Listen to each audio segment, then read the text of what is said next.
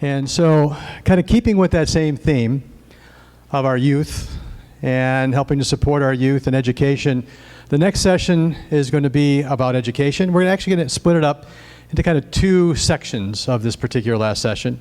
We're going to have Nadia Hansen back up on the stage again with Dean Tomita and Sue Lazo. Dean is with Kamehameha Schools. Sue Lazo is with Purple Maya. And so they also have education is a very common thread for both of them. And then the second half, we're actually going to bring up the hackathon winners. You've heard us talk about it. Some of you are familiar with the hack. Again, Hawaii Annual Code Challenge, been around for 8 years now. And we're going to bring up the two teams that won. Well, actually, the full team is here for one of the teams. And we'll also have kind of the mentor, the father, the one that really led the T338 or 388 team that won first place. But let's bring up Nadia Hansen, and let's bring up Dean and Sue.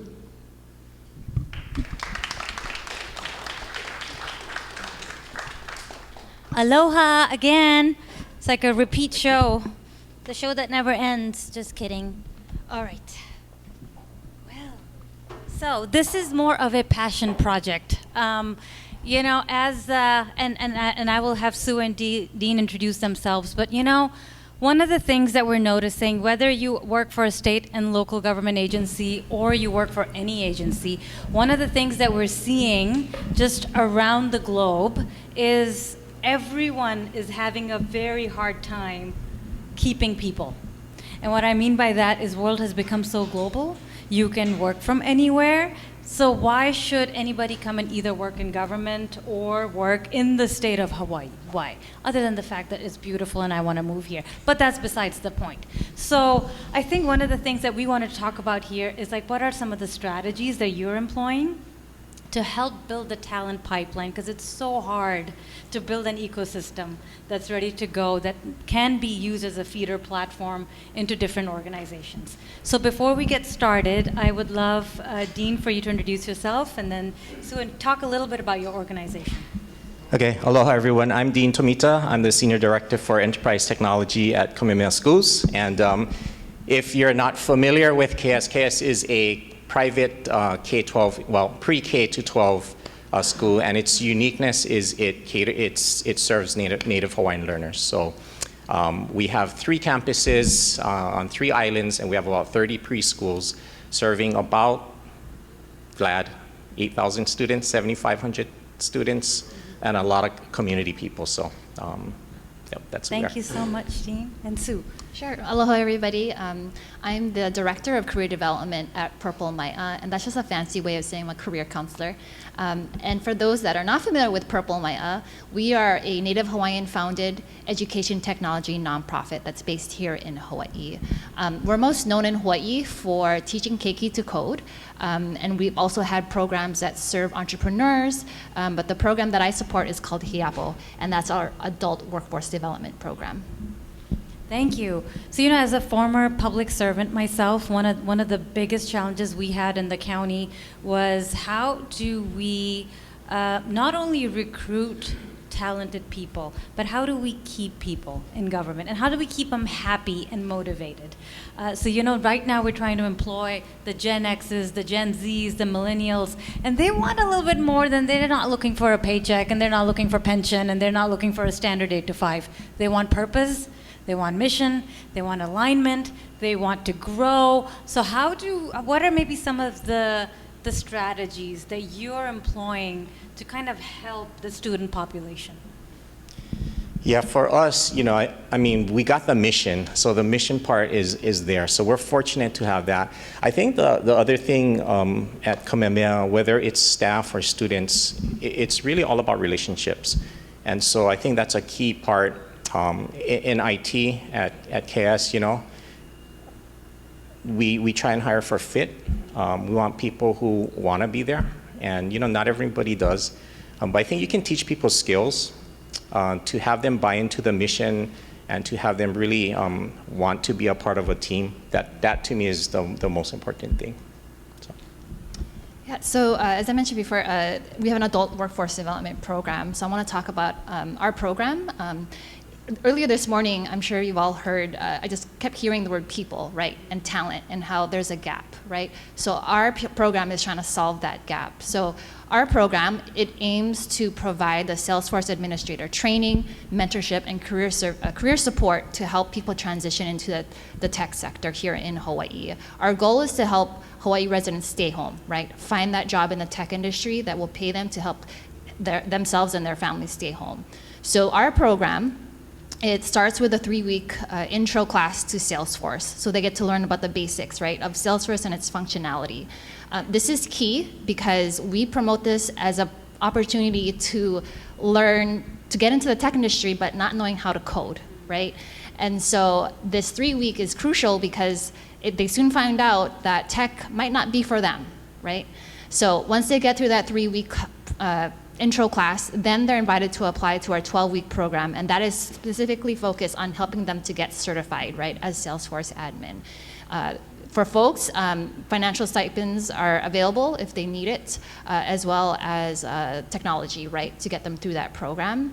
And then after that, we help them get certified. They take the exam and get certified. But the thing is, we all know that employers are not going to hire them just with a certification alone, right? You need to have that work experience. So from that point, they're invited to apply to our development shop or apprentice shop, which we call Alona. And this is where we hire our students as apprentices full-time with benefits. So this is under Propel Maya, so that they can work on real-world projects, right, to identify solutions for our nonprofit and for-profit companies that we partner with. So that's about a 6 to 9 month commitment, right? So with that, along with the training, that's almost a full year, right, of having that Salesforce experience. And then we hope from that, it just gives them a better leg up, right, to find that full-time entry-level job as a Salesforce admin. And you know what you just talked about is the biggest gap. So yes, you can go out and get educated and get a certification, but how do I know if I'm going to get a job out there in the market? So I feel like you're bridging that gap. It's funny, I don't know how many of you know, so things I wish I knew, I did not know about Trailblazer Academy. It's a completely free resource. For you just type Trailblazer Academy, it takes you to a Salesforce website, you can go and register for free. And not only does it teach you hard skills, like more the developer track, but it also has soft skills. So if you have students, maybe it's your son, your daughter, or somebody in your family who wants to get better at public speaking, as an example, there's a course to do that, and it's completely free. So I highly recommend you going and trying it out and just seeing what it looks like, because this is one of those programs that we're really trying to evangelize more, especially in state and local government, where we don't get a huge training budget. And so this is a free resource for people to motivate your employees, where you can have a leaderboard and then you get points based off of it. So it's a really nice way to kind of have a little bit of a fun, competitive program within the agency, but at the same time, people are learning, and it's helpful for their professional growth and development.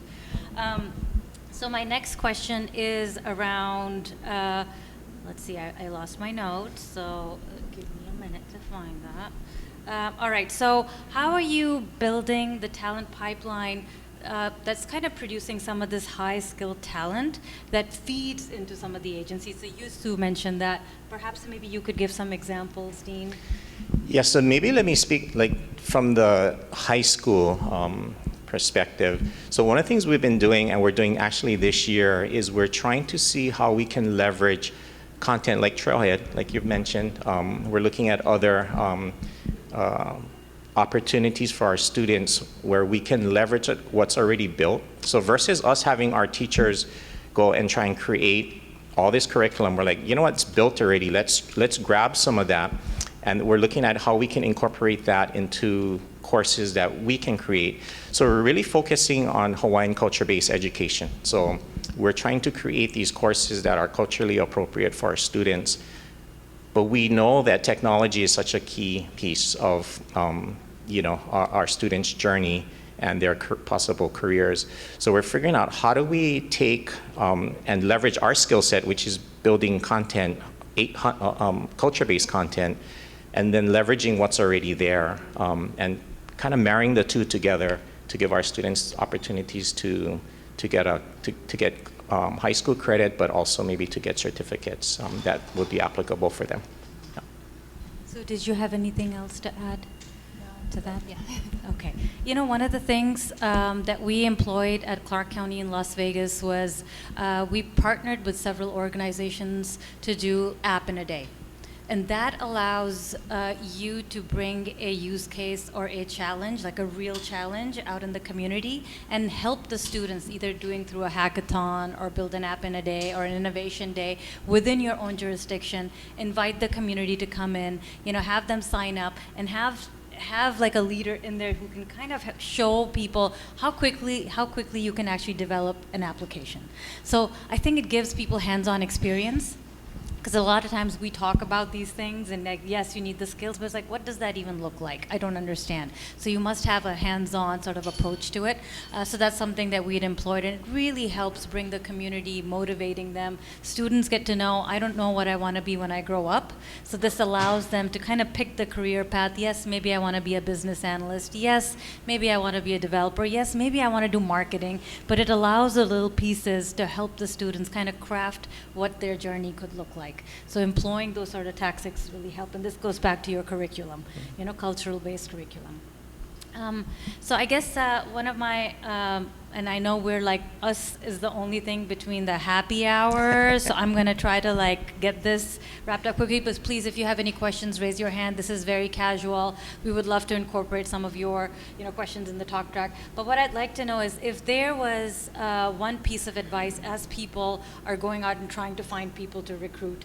Hiring is such a huge issue right now, but how do you think, what are some of the strategies that can be employed, you know, by the audience here to be like, okay, this is how I can hire, maybe, or think differently? Yeah, okay, so let me share. So I'm also a part of the CIO Council of Hawaii, and we just had an event. So we brought industry and education together, so higher ed. So UH, Chaminade, I think HPU was there. And we had we called it a mixer. And I thought it went really well. We have a follow-up session next week, if any of you are interested. But the value of that was really helping the educators at these colleges to know what the businesses are looking for, and for the businesses to have a chance to articulate what they're looking for, but to also provide opportunities for students to get this real-world experience. So one of the things that I heard again and again is college faculty are looking for internship opportunities for their students. So I just throw that out here. You know, a lot of you may have opportunities for college students to take and be interns at your companies, and that is something that the colleges are really looking for, those opportunities. So if you're interested in that, please, you can come and see me and I can connect you. You can come to our mixer, and I think that'll be one way that we can help with this whole pipeline thing. So. To add on that, you know, these mixers, I also like to call them like informational interviews, right? Because it gives the student a peek into that particular career field, and it might spark an interest, right? Or it might help them realize, oh, I don't want to do this, right?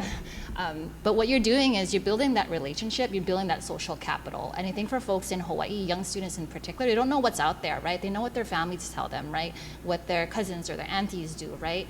But there's a world beyond that. And it's okay to stay in that world, but if you want to explore more, you know, seeking out those people that they can talk to who are doing very interesting stuff, right, can open a whole new career pathway for them. So my advice for organizations is, you know, find those opportunities to partner with, you know, with us, with KS, right, to be a source of support for those students. It could be doing those informational interviews. It could offering a job shadow, right, opportunity. It could be helping them with their mock interviewing skills, right? You have that expertise. It could be offering, you know, being in that internship site, right? It could be mentoring your manager, or giving your managers an opportunity to develop their mentoring skills, because one thing that I've hit a roadblock in is, you know, it's very hard to hire somebody if you don't have the capacity to mentor a very green person coming in, right? So I think that's one way that you can kind of help, you know, us and our students is, you know, provide those opportunities for your own management so that you can mentor the young folks that are coming in, right, that next generation. Thank you. On a national scale, what Salesforce is doing was partnering with academia. So we have partnerships with the University of Nevada, Las Vegas, Arizona State University, UT Dallas, UCLA, Purdue, the list goes on, with all these different big brand schools that are teaching Salesforce skills in their curriculum. It's not called Salesforce, it's called Make Data-Based Decisions. Students need to understand how to use data, and how do you explain it to maybe executives who only don't have time to look at Excel spreadsheets, but maybe it's a dashboard. So it's things like that where, like, how do you build applications in the cloud? It doesn't have to say Salesforce, but this just gives them the foundation. Happy to share that with you as part of a follow-up, but we are really evangelizing, making sure that we're helping build the talent pipeline by partnering with technical colleges, by partnering with schools, by partnering with nonprofits who help expand the skills that are going to be needed, the digital skills that are going to be needed in the next 10 years. So with that, are there any questions that you have for our panel? It was so good that you don't have any questions. I totally get it. Well, we're all going to be here for the networking hours, so please stay. It was lovely having you. Thank you so much for sharing your stories. Really appreciate you having here, and appreciate you having us. Thank you. Thank you. Thank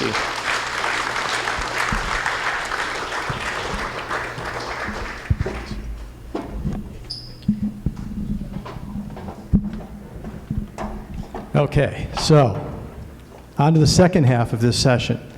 And we're very excited. I think, dovetailing to what Nadia and what Sue and Dean had talked about is really about education and how do we build that next 10 years, next 20 years, the next generation of learners and people that are advancing technology. I think back in 2019, I mentioned before that we've been working with the governor's initiative of the Hawaii Annual Code Challenge since its inception.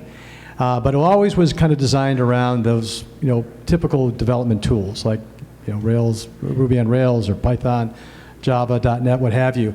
Back in 2019, I was talking with Ed Souza from HPU about what about the possibility of putting something like Salesforce, to Nadia's point, on the curriculum at HPU, so that we can learn another language, a language that doesn't necessarily require you to know coding, but really something more from managing data, managing applications, building applications in a very quick and rapid form. And so eventually, and of course this was the year that we got a no-code, low-code category for the hackathon. And so with that in mind, we have an opportunity to bring up some folks here that participated in that, did exceptionally well and excelled. What I'd like to do too is bring up Brian Murphy. So Brian has been involved in this for the same amount of time as I have. Can talk a bit about what our engagement has been and how he has specifically been personally involved in working with some of the teams, some of the students that you're going to see here momentarily. So let me hand it over to Brian. Thanks, Bob. So this year in the Hawaii Annual Code Challenge, as Bob mentioned, there was a no-code, low-code category. And so some of the vendors, Salesforce, Microsoft, Google, were invited to do sort of a briefing on their technology because there's no guarantee that any of the participants in the hackathon know Salesforce, know Microsoft, know Google, and they're learning these technologies perhaps in their studies. But we've had two teams that took it upon themselves to basically learn Salesforce from scratch after I did basically just a 1-hour overview on a webinar explaining the platform to them, explaining the concept of declarative clicks not code configuration. And in the past, in prior years in the hackathon, there were a lot of submissions that were done through like wireframes, apps that weren't real apps, because what they would have to do is build and develop and code and then try to have containers and actually have, at the end of the day, native mobile apps, and it was very difficult to do. So we were able to kind of walk through the concept of what Salesforce is, how it applies, how could it apply to the use cases. And this year there were 2 use cases from 2 different departments. One was OPSD, the Office of Planning and Sustainable Development, for just basically like a project management app. The challenge was they have spreadsheets managing projects related to transportation and sustainable development in Hawaii, and they were basically managing everything through spreadsheets. And so the first team that we want to bring up here is team from HPU. We have, I think, Trong, we have 3 of the 4 folks here today. So team leader Trong Nguyen, Monte, Adams, and OnFom built a TOD tracker, and the TOD tracker application, come on up, we're going to award you with a Salesforce hoodie and Salesforce hat.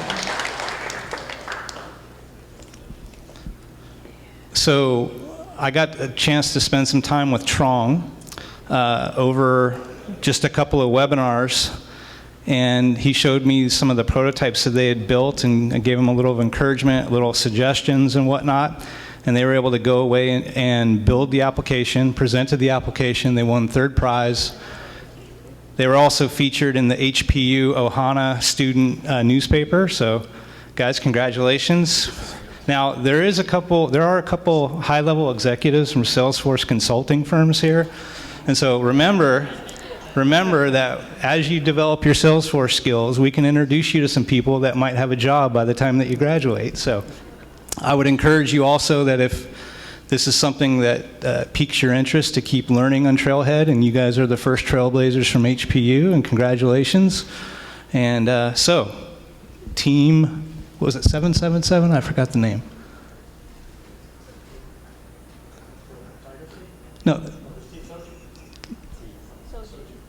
Team Soju. I can't remember the pet names that they named themselves. Yeah. Round of applause. Yeah, exactly. The second team took on a challenge from the Department of Education, where they have they wanted to be able to track legislative bills that pertain to education in the state of Hawaii.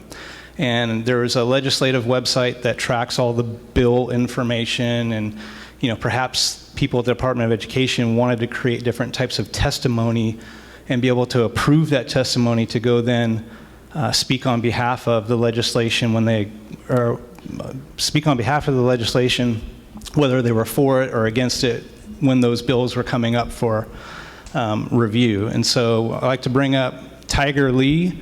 Tiger is the father of the two boys in the Boy Scout troop of Team 77, Joshua and Brix. Joshua and Brix are both in school at the moment. They're in high school. So I got a chance to spend some time with Tiger as well. Tiger's with OHA, Office of Hawaiian Affairs. I forgot about. And Tiger attended develop a Salesforce app in a day workshop that we did a couple of months ago for multiple departments. People came in, they built an app in a day. He then introduced his boys, or his son Joshua and his friend Brix, to it, and they were able to go away and develop this application. I think, how much was it that they won the prize for? Quite a bit. It's close to $7,000. Close to $7,000. Wow. Great job, Tiger. Give him a round of applause. Thank you all. I'd like to make a pledge here. If you're a state employee and you have more IT problem than your IT department can handle, I would highly recommend you submit Hack Challenge to ETS next year. If you are parents or if you are a coder, you should join the participant, or you want to build your son, build the interest for your son and daughter. Yeah, ask them to join the high school or middle school category. And lastly, if you want to win, high chance to win, choose Salesforce solution. And I did. You already got the $7,000. You're not getting any more, man. So I appreciate that. Let's maybe ask some impromptu questions. We'll put you on the spot. Nothing intense, right? So, out of the experience for the three of you, what did you find that was probably the most surprising element of Salesforce? Whether it was good or bad, coming at it for the first time, anything that surprised you about the platform or about the whole process?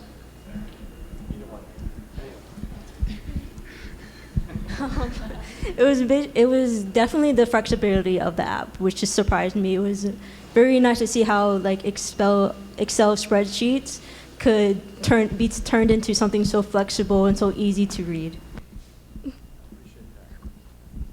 I know that one of the things we're always trying to understand with those that are trying to make those changes, make that digital transformation, is being able to go through that learning process. Nadia touched on it. We've talked about it before. And just like, if you're buying or selling a home, it's all about location, location, location, right? For Salesforce, it's trailhead, trailhead, trailhead. We can't really focus on that enough. You can end up going through that process, and again, Sue mentioned this as well as part of the Purple Maya process, of really going through training sessions. One of the things that we've done in workforce development for both state as well as local government is tying in with a workforce development program, Salesforce, and even the local library, a way of putting together a curriculum so that we can take people that are looking for a new change in their life, a new career. Doesn't matter whether you're 12 or whether you're 92. And the idea there is to be able to find something that's going to create some passion for your life.